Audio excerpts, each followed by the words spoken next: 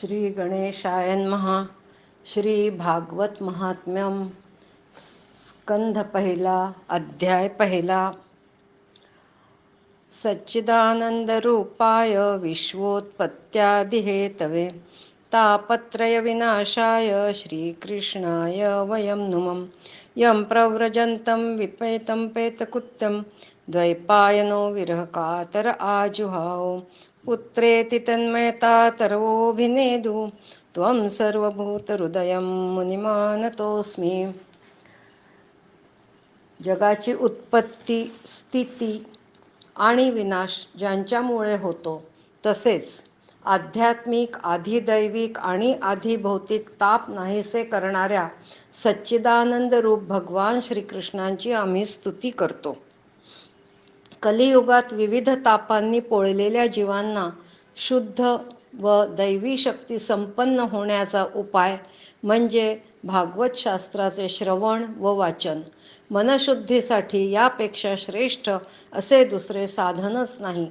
अनेक जन्मांच्या पुण्याचा उदय होतो, त्याचवेळी भागवत शास्त्र ऐकावयास मिळते. कलियुगात भगवत रूप असे भागवत शास्त्रच त्याच्या पठण व श्रवणाने तत्काळ वैकुंठलोक प्राप्त होतो. भगवंताविषयी वाटणारे व जे सातत्याने टिकून राहते ते परमप्रेम म्हणजेच भक्ती. ज्ञान व वैराग्य ही भक्तीची दोन मुले. कलियुगात सदाचार, योग साधना व तप लुप्त झाले. जे फळ तपस्या, योग साधना आणि समाधीपासूनही मिळत नाही, तेच फळ श्रीहरिकीर्तनाने चांगल्या प्रकारे प्राप्त होते. या संसारात साधूंच्या दर्शनानेच सर्व सिद्धी प्राप्त होतात. अध्याय दुसरा. भगवंतांच्या अवतारांचे वर्णन व भक्तीचे महात्म्य. मंत्र आहे श्री हरी शरणम. भगवान श्रीकृष्णांच्या चरणकमलांचे चिंतन केल्याने पूर्ण दुःख नाहीसे होते. भक्ती मूळ रूपाने वैकुंठात पोषण करते, तर पृथ्वीवर ती केवळ सावलीच्या रूपात असते. कलियुगात पापी जीवही भक्ती मार्गाला लागल्यास निर्भयपणे श्रीकृष्ण धामाला जातील.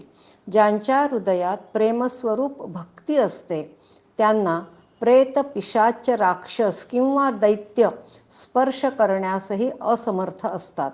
भक्तीनेच प्रत्यक्ष श्रीकृष्ण समोर उपस्थित होतात. व्रते, तीर्थयात्रा, योग, यज्ञ, ज्ञानचर्चा इत्यादी साधनांची काहीही आवश्यकता पडत नाही. जर तुमची भक्ती शुद्ध असेल तर ती भक्तीच मुक्ती देणारी असते. श्री हरी शरणम हा सनकादिकांच्या मुखात नेहमी असणारा मंत्र आहे.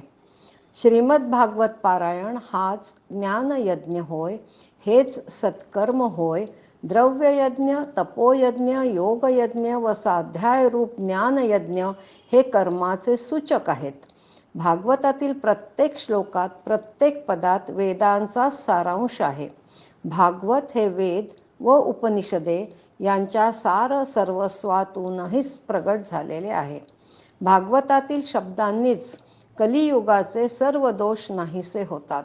त्यामुळे प्रेमरसात वाहत नेणारी भक्ती ज्ञान व वैराग्याला घेऊन घरोघरी प्रगट होईल. भागवताची कथा वेद व उपनिषदे यांच्या सार सर्वस्वातून प्रगट झालेली असली तरीही ही स्वतंत्र फलस्वरूप असल्यामुळे वेद, उपनिषदे यांच्यापेक्षा सरस व उत्तम ठरली आहे. हरिओम. वेदांचे तात्पर्य श्रीकृष्ण प्राप्ती हेच आहे. योग, यज्ञ वा इतर कर्मही त्यासाठीच करतात. कोणतेही लौकिक, वैदिक कर्म कर्तव्य नसलेल्या व संन्यास घेतलेल्या शुकांनी आपले वडील व्यास यांच्या हाकांनाही उत्तर दिले नाही. इतके नामरूपात तल्लीन झालेल्या शुकमुनींना माझा नमस्कार. आध्यात्मिक ज्ञान देणारे श्रीमद भागवत पुराण ज्यांनी संसाररूप अंधारातून बाहेर इच्छा असणाऱ्या संसारी लोकांना सांगितले, त्या व्यासपुत्र शुकमुनींना नमस्कार. श्रीमद भागवताचे श्रवण करण्यापूर्वी पुरुषश्रेष्ठ नरनारायण, सरस्वती देवी व श्री व्यास ऋषींना नमस्कार. जे केल्याने भगवान श्रीकृष्णांच्या ठायी भक्ती उत्पन्न होते, तोच मनुष्याचा सर्वश्रेष्ठ धर्म. कारण ही भक्ती उत्पन्न झाली की निष्काम ज्ञान आणि वैराग्याचा आविर्भाव तत्काळ येतो. धर्माचे योग्य पालन केल्यावरही जर भगवंताविषयी अथवा त्याच्या कथांविषयी प्रेम निर्माण होत नसेल, तर ते धर्मपालन म्हणजे व्यर्थ श्रम होत. धर्माचे फळ मोक्ष आहे. धन धर्मासाठी आहे. भोगविलास हे धर्माचे फळ मानलेले नाही. भोगविलासाचा हेतू जीवन निर्वाह आहे. तत्वजिज्ञासा हे जीवनाचे फळ आहे. कर्म करून स्वर्गप्राप्ती करणे नव्हे. तत्व म्हणजे ज्ञाता व ज्ञेय, जाणणारा व जे जाणावयाचे आहे, ह्या भेदांनी रहित अद्वितीय असे ज्ञान. त्यालाच कुणी ब्रह्म, कुणी परमात्मा किंवा कुणी भगवान असे म्हणतात. ज्ञान वैराग्ययुक्त भक्तीनेच परमात्म्याचा अनुभव येतो. वर्ण व आश्रमानुसार योग्य धर्माचरण केल्यास भगवंत प्रसन्न होतात, म्हणजेच पूर्ण सिद्धी प्राप्त होते. मात्र एकाग्र चित्ताने भगवंताचे श्रवण, कीर्तन, ध्यान व पूजन केले पाहिजे. तरच भगवान स्वयं ऐकणाऱ्याच्या हृदयात येऊन स्थिर होतात, त्याच्या अशुभ वासना नष्ट करतात व तेव्हाच श्रीकृष्णांच्या ठायी चिरस्थायी प्रेम निर्माण होते. चित्त रज व तमगुण रहित होऊन सत्वगुणांमध्ये स्थिर होते, निर्मल होते. सर्व आसक्ती नष्ट होऊन मन आनंदाने भरून येते व भगवत तत्वाचा अनुभव येऊ लागतो. आणि तेव्हाच हृदयातील अज्ञानाच्या बेड्या तुटून पडतात, सर्व संशय नाहीसे होऊन कर्मबंध क्षीण होतात व मनुष्याचे परमकल्याण होते. हरिओम. अध्याय 4. गोकर्ण उपाख्यान. आता हे नक्की की कलियुगात चित्तशुद्धीसाठी व मृत्यूलोकातील पापसंचय नष्ट करण्यासाठी भागवत कथेच्या बरोबरीचे दुसरे कोणतेही पवित्र साधन नाही. भागवत कथा चालू असलेल्या ठिकाणी प्रत्यक्ष श्री भगवान उपस्थित होतात. त्यांचे अलौकिक रूप भक्तांना आणि श्रोत्यांना मुग्ध करणारे असते. मुनींनी भगवंताच्या रूपाचे खालीलप्रमाणे वर्णन केले आहे. भगवंतांच्या गळ्यातील वनमाला अत्यंत शोभिवंत दिसत होती. पाण्याने भरलेल्या मेघाप्रमाणे त्यांच्या श्यामवर्णी अंगावर पितांबर परिधान केलेले होते. त्यांच्या कमरेवर मेखला शोभत होती. मस्तकावर मुकुट व कानांमध्ये कुंडले झळकत होती. त्रिभंगी मुद्रेमुळे ते सुंदर दिसत होते. त्यांच्या वक्षस्थळावर कौस्तुभमणी चमकत होता. त्यांच्या संपूर्ण शरीरावर हरिचंदनाचा लेप लावलेला होता. ते म्हणजे जणू परमानंदाची चैतन्यमय मूस होते. भागवत कथेच्या सामर्थ्याने पापी लोकही कसे पवित्र होतात हे सांगणारी धुंदुकारी आणि गोकर्णाची कथा. आता हे निश्चित आहे की भारतवर्षात जो भागवत कथा ऐकत नाही त्याचा जन्म व्यर्थ होय. आत्मदेव नामाचा ब्राह्मण आणि त्याची धुंदली नावाची पत्नी यांचा धुंदुकारी नावाचा मुलगा व गोकर्ण हा त्यांचा मानसपुत्र. गोकर्ण अत्यंत ज्ञानी व श्रद्धाळू भक्त होता. त्यानेच आत्मदेवांना उपदेश केला की आसक्ती असणारा माणूस रात्रंदिवस दुःखाने जळत असतो. शरीर तर नष्ट होणारच आहे, म्हणून सर्व संग त्याग करून वनामध्ये जा. हा संसार क्षणभंगूर आहे हे मानून नेहमी वैराग्य रसात आनंद मानून देवाची भक्ती कर. धर्माचा आश्रय करून राहा. हा उपदेश मानून आत्मदेव राहू लागला. नियमितपणे भगवंतांच्या दशमस्कंधाचे वाचन करून त्याने श्रीकृष्णांची प्राप्ती करून घेतली. या सर्वांमागे धुंदुकारीच्या कुकर्मामुळे काय काय घडते ते पुढील अध्यायात पाहू. तसेच गोकर्णाच्या सद्व्यवहाराची परिणिती कशी होते ते पण पाहू. हरिओम. अध्याय 5. धुंदुकारीचा प्रेतयोनीत जन्म व त्यातून उद्धार. वडील आत्मदेव यांच्या मृत्यूनंतर योगनिष्ठ गोकर्ण तीर्थयात्रेला निघून गेले. इकडे धुंदकारीने आपल्या आईस धनाकरता इतका त्रास दिला की तिने विहिरीत उडी मारून जीव दिला. धुंदुकारी आता बेबंद आयुष्य जगू लागला. वेश्यागमन, चोऱ्या माऱ्या इत्यादी कुकर्मांमुळे त्या वेश्यांनीच त्याला मारून टाकले. त्याच्या पापकर्माच्या दोषांमुळे तो भूतयोनीत गेला. तीर्थयात्रेहून परतल्यानंतर गोकर्ण आपल्या घराच्या मागच्या अंगणात झोपला असताना धुंदुकारीच्या भूताने त्याला प्रेतयोनीतून मुक्त करण्याची विनंती केली. शेकडो गयाश्राद्ध करूनही त्याला मुक्ती मिळत नव्हती. त्याचे गोकर्णाला फारच आश्चर्य वाटले. ह्यावर उपाय म्हणून त्याने सूर्याची स्तुती केली व धुंदुकारीच्या मुक्तीचा मार्ग विचारला. श्रीमद भागवताच्या सप्ताह पारायणानेच ह्याची मुक्ती होऊ शकते असे सूर्यदेवाने सांगितले. जेव्हा सप्ताह पारायणाला गोकर्ण बसला तेव्हा खूपच गर्दी लोटली. धुंदुकारी पण वायुरूपात एका 7 गाठी असलेल्या उंच वेळूच्या म्हणजेच बासाच्या सर्वात खालच्या गाठीत लपून बसला. आश्चर्य म्हणजे रोज सायंकाळी कथेचा समारोप झाला की एक एक गाठ फुटत गेली.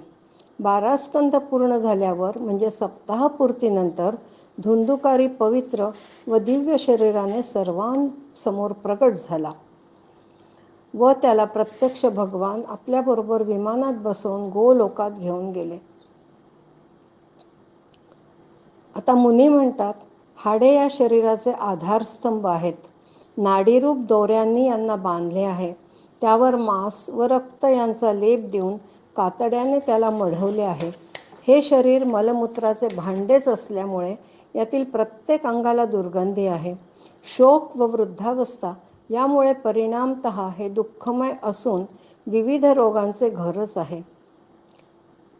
हे शरीर सतत व्याकुळ असते व याची तृप्ती कधीच होत नाही. याच्या रोमरोमात दोष भरलेले असतात. हे शरीर नष्ट व्हायला एक क्षणही लागत नाही. अशा विनाशी शरीराकडून भागवत श्रवणाचे अविनाशी कार्य करून घ्यावे.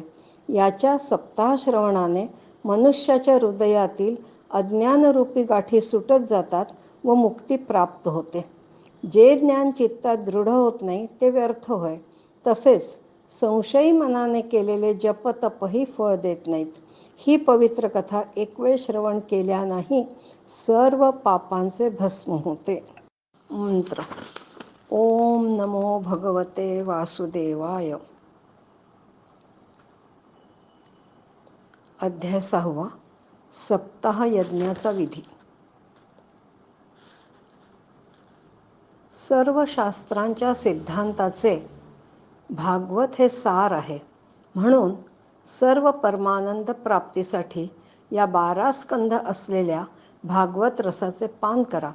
हा सप्ताह श्रवण करण्यासाठी काही विधानं आहेत. 1. भद्रा, व्यतिपान इत्यादी कुयोग टाळून आषाढ, श्रावण, भाद्रपद, आश्विन, कार्तिक व मार्गशीर्ष हे 6 महिने श्रोत्यांसाठी मोक्षदायी आहेत. नंबर 2. हरिकीर्तनात गोडी असणाऱ्यांना प्रेमाने निमंत्रण करावे. 3.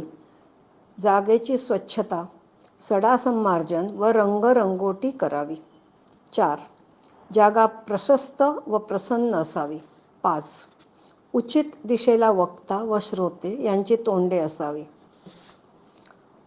यानंतर एक मंडल तयार करून त्यावर श्रीहरींची स्थापना करावी.